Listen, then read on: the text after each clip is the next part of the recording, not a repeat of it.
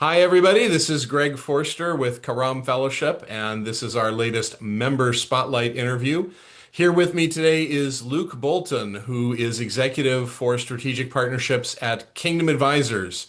Kingdom Advisors is the primary professional association for Christians in the world of finance, and among many other things, it provides theological education and resources to its members. Luke, thank you so much for being with us. Greg, it's a delight to be with you again here. Thanks for having me on.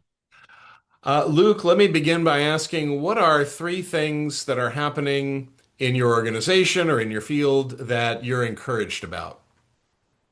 I love that question. And when you reference my field, I'm sure everyone is kind of wondering what is the field? And so, in general, we sit at the intersection of theology and finance. But I'd like to reference back to a book that was formative in my own learning by Leslie Newbigin. Leslie put out in 1989 his The Gospel in a Pluralistic Society.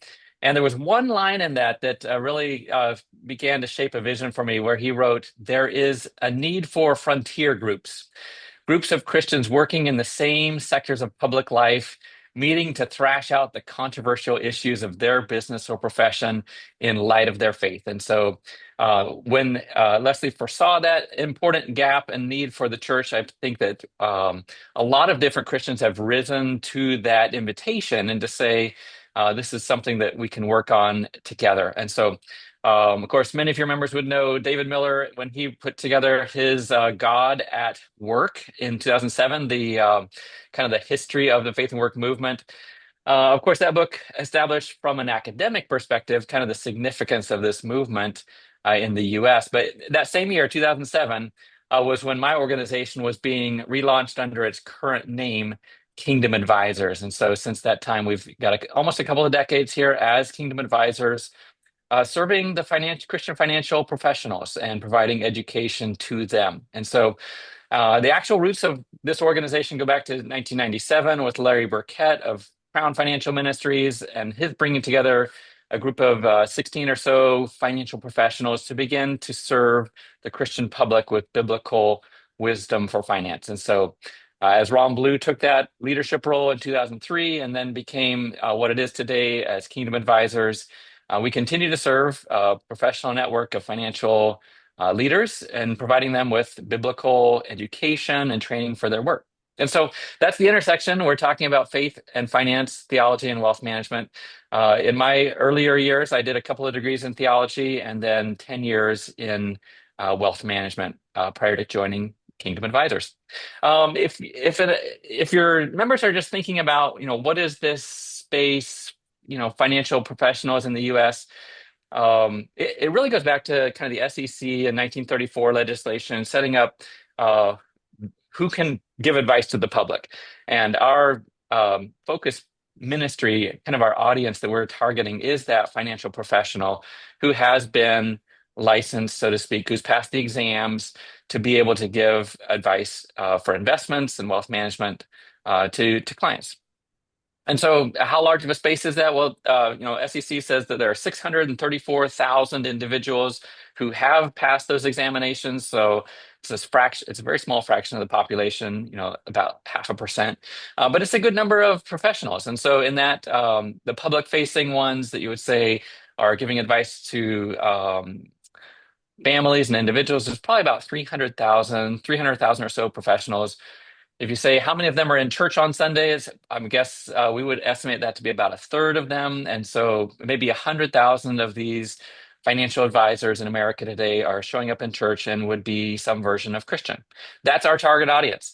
And those are the people that we serve. And so we're blessed to be able to provide training and networking opportunities and ongoing collaboration for them to develop biblical wisdom. But the question wasn't the field, it was what are we excited about? And so the three things I'm excited about are, I'll just highlight first, a conference. So every year we have an annual conference, a gathering for these Christian financial professionals. And so we get together in the Orlando World Marriott Center. It'll be coming up February 11th through 13th. 2026, and it's a pretty exciting time. We have last year we totally sold out. Every seat in the house was prior to kickoff was sold, and so we're expecting nearly 3,000 again this year as well. The majority of those in attendance will be financial advisors, but we'll also have nonprofit leaders, large firm executives, support staff, spouses, and an occasional theologian or two. Or, as the conversation develops, we anticipate having more increasing presence by theological educators, and that's been a trend that's been increasing over the last several years. In that exhibit hall, we're excited to see we have a, main teaching stage, breakout sessions, and an exhibit hall in the center with sponsors. We have over, well, now 70 as sponsors. And some of those are firms that you might see on the street, like Edward Jones, LPL, Ameriprise, which are large financial advisory firms, of course. But of course, we're also going to have faith-based financial providers as well. And so they might recognize names like Eventide, Guidestone, Crossmark. The National Christian Foundation will be there with us as well. And a good number, probably about a third of our sponsors are actual nonprofit organizations. So this year we're celebrating to be able to highlight the Museum of the Bible as an exhibitor as well as groups like C12, International Justice Mission, Made to Flourish has been there with us. Westminster Theological Seminary is a sponsor with us again this year. And so just a really good intersection of different Christians who are serving this space well. Mainstay speakers, we're looking forward to having Bob Goff with us. Randy Alcorn is coming back again for the umpteenth time. We'll have Bob Dahl, David Bonson, maybe a few of you have heard of this guy, Greg Forster, will be speaking with us again this year, as well as Brent Waters.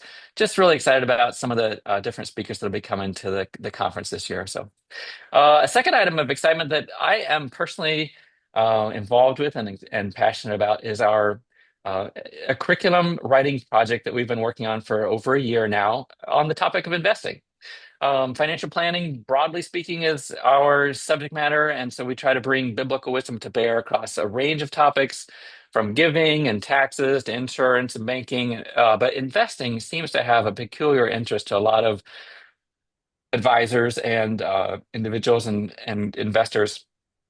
So we recognize this as an area that we needed to do some work on educationally. And so there were quite a bit of educational content that we already had provided in those adjacent topics, but the investing space needed to be kind of re-envisioned. And so I've been working with a handful of collaborative researchers and writers to develop this next version of our curriculum. It's an ongoing adult learning type of project. We're trying to design learning modules that'll help Christian financial professionals just reimagine what can be done in that space. That this is not just set it and forget it, put some money in a slot and hope that it grows over time, but that it is an actual more intentional, thoughtful process of how would the biblical narrative inform the entire perspective on what is investing and what are the potential good objectives and goals that could be pursued with it, both as a result of potential earnings, but also, more importantly, intrinsic to the process itself. What types of decisions can we make that would more accurately reflect God's wisdom and heart for financial stewardship? And so this is as we come to the table on behalf of Christian professionals, we are targeting a broad swath of Christians. We are looking at the Nicene Christian community, Catholics, Protestants, Orthodox, more conservative, more progressive, and also, however we show up as God made us, from backgrounds ethnic and culturally diverse. And so we're grateful for that. This curriculum is trying to hit that large target with the investing wisdom. And so, Greg, you've helped us a bit on this as well as others. But the curriculum itself will be a really robust dive into developing discernment for biblical wisdom on investing. Should be coming out over the next year or so, and we'll look forward to that. The third thing I'm excited about is just the ongoing strength of relationships. I'm just always amazed that the Lord has given to this organization, Kingdom Advisors, a history of relationships, and that there are people whom God has embedded in the financial industry, who he has gifted and called to serve him, And they are sometimes initially laboring alone. And they think, I am the Christian in my firm, or I am the Christian in my city who serves in this space. And our vision and our heart and our mission has been to connect them, to help them to see that across the street and down the road is another Christian advisor who maybe works for a different firm that they haven't met yet.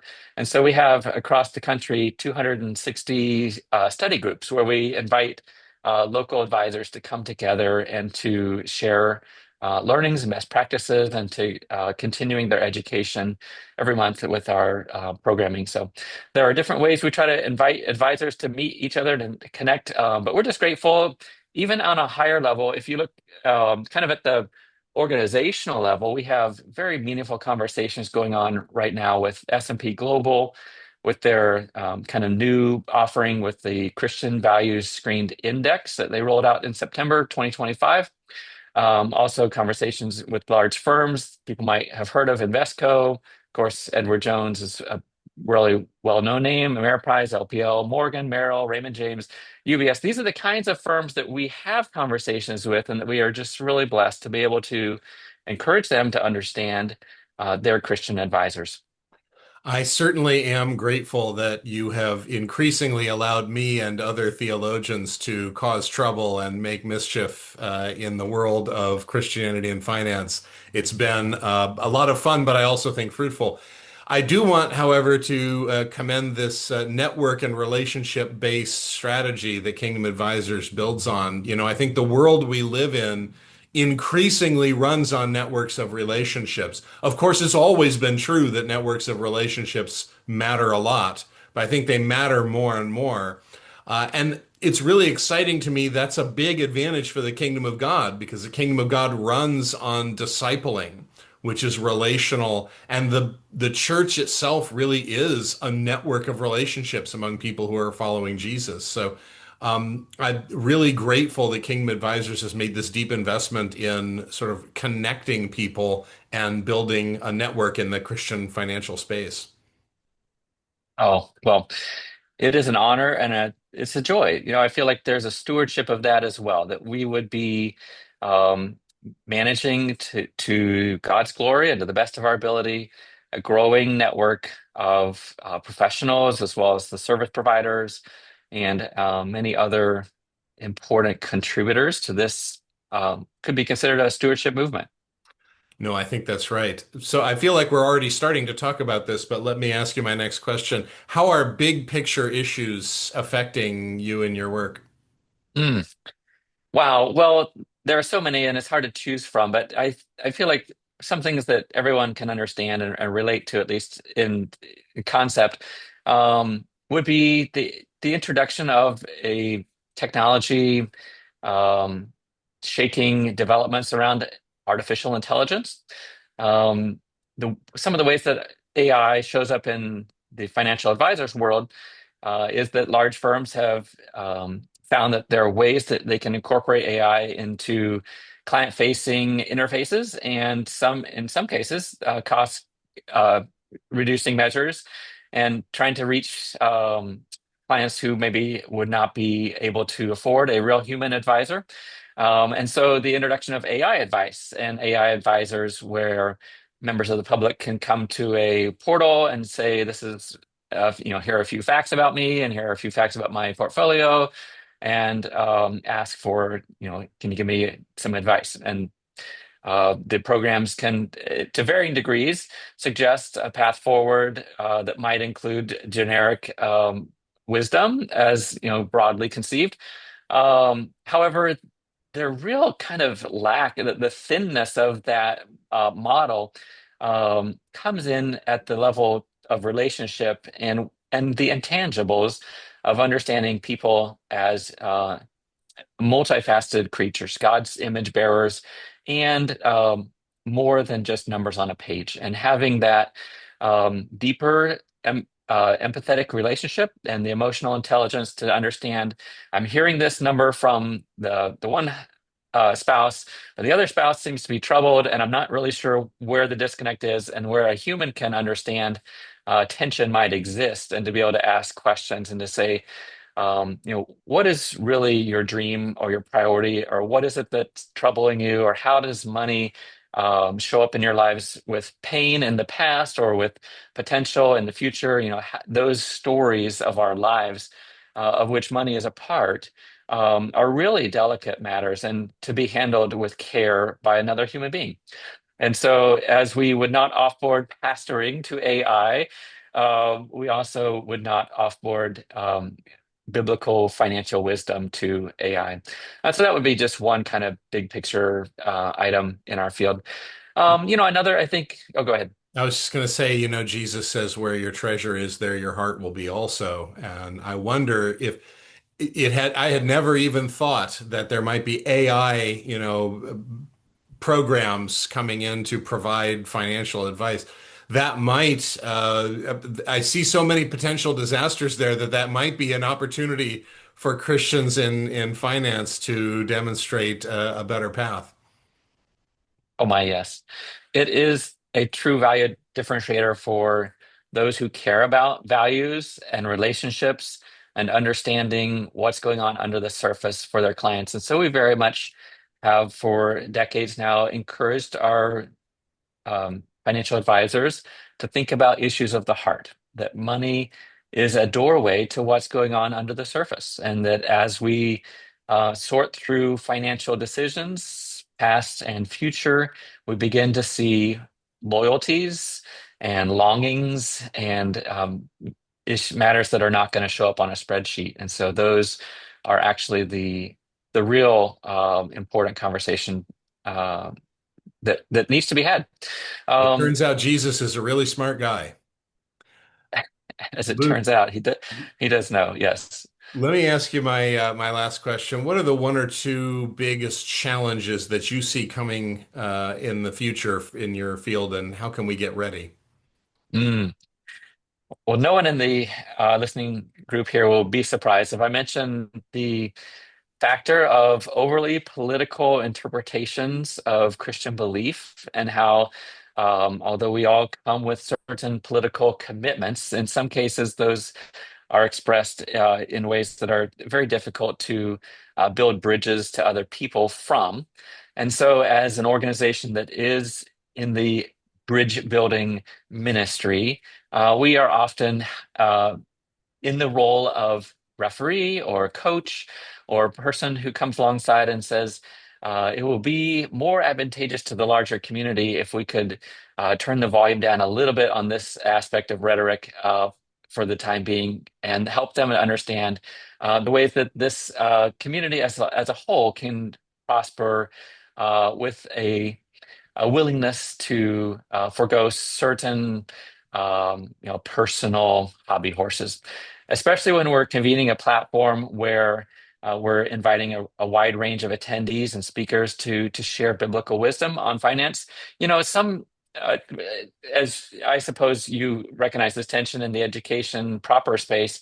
That there's a desire to go wide, to research knowledge and to learn, what God has given us to teach. But in our ministry, we've often tried to stay focused on the area of calling that we have, biblical financial wisdom, and not to introduce a lot of other topics that might derail this assignment. And so that's one of our saving graces, is to be able to say we're committed to our lane of biblical financial wisdom, and we are not going to be able to opine on everything that's out there. To that, we delegate the seminaries and the churches. Um, Another area, just kind of challenges. Everybody's busy. Financial professionals are busy. They don't necessarily always understand the importance of taking time for education. But when their clients come to them and say, I wish you knew more about X, then they come to us and say, have you guys ever heard about this? I'm learning about this thing called Christian investing because my client said they want it. What is it, and how do I get a hold of it? And so sometimes the clients remind them that they should be learning as Christian perspectives on finance become more aware and on the minds of people. Just finally, I think the challenge of delivering educational content, how do you bring that to professionals in the pew? For us, that involves a lot of kind of awareness raising and marketing, trying to bring persuasive content that invites people and introduces them to the potential of their missing out if they don't come to the table and participate in some of these learning opportunities. And so, I think that's an ongoing challenge for everyone probably in this network. But trying to bring that in ways that are both virtual and in person with different target audiences in mind. That's just an ongoing area of challenge. Yeah. As an encouraging thought, strikes me that the challenges you mention are all good challenges to have because they reflect the growth in this space, that we're leaving behind an era of history when it was only a boutique niche of people who wanted their investing to align with their Christian faith, and as much larger numbers of people now have become convicted that their investing ought to be aligned with their Christian faith. And if anybody out there watching has never asked that question, I'd encourage you to ask that question. How do your investments align with your Christian faith? The challenge of educating a wider public and also staying in your lane and not having it be taken over by people's unrelated concerns become more intense. Well, Luke, thank you so much for the good work you're doing and for being a member of Karam Fellowship for so long. We are delighted to have you in the fellowship. So thanks very much. It's a blessing. Thank you, Greg.